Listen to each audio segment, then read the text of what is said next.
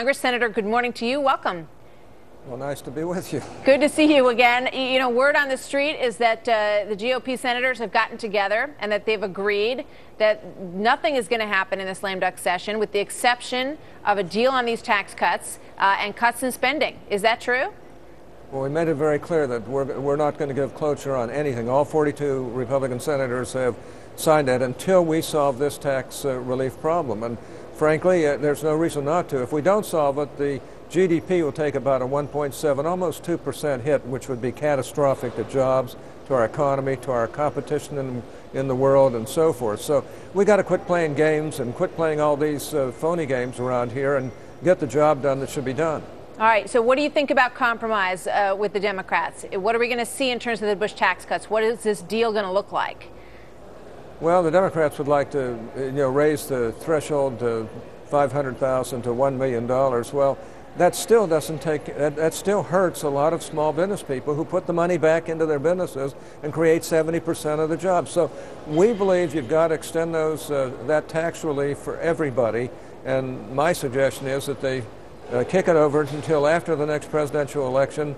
Then we can really think about it and make the right decisions instead of doing some slapdash thing right here at the last second in this particular Congress. So that's what we've been hearing, that a 2 to 3 year extension on all tax cuts is in the works. Can you confirm that?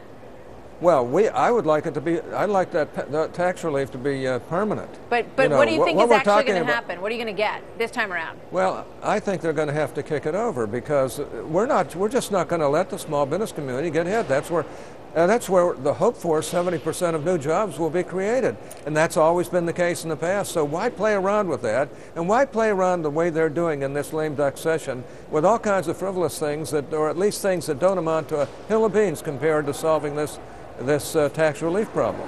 Yeah, I'm assuming you're talking about things like don't ask, don't tell, and the like, and that's the reason that the GOP has said no. Not going to deal with those. Not just that, but there are all kinds of other things. We're not doing anything the last part of this week, which we could be right on this bill, solve the problem. Then if they want to bring up other things, the 42 Republicans would work with them. But we think we ought to solve these things first. We also need to solve the alternative minimum tax. It was supposed to hit 155 people. Now it's 23 million to 26 million people. It's crazy. All right, we ought to get rid of that. All right, Senator, let me ask you this. Much has been made of the fact that the president designated Tim Geithner as Treasury Secretary and Jacob Lew, his budget director, to go into this meeting, that he is not designating the negotiations on tax cuts to Nancy Pelosi, as he has done in the past with some major issues, including health care. Is that a significant shift in your mind in terms of where the president is putting his backing and his power? Well, I compliment the president because those are the people you ought to put into this game. The Secretary of Treasury and the Director of the Office of Management and Budget. I mean, he made a right decision there rather than, he's going to have congressional representatives there that will represent Nancy Pelosi and, of course, our side as well. And I think that's the appropriate way to do this. And I wish them well because I think it just has to be resolved. So does the death tax have to be resolved.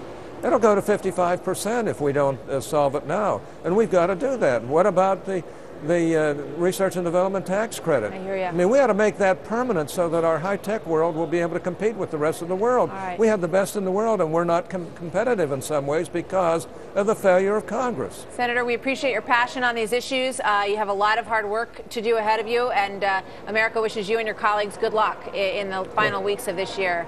Thank you very much. Good to see you, Senator Hatch. Thank you. Good to see you. 42 senators, that's pretty much a lock now on how they control the debate. That's right. Is this document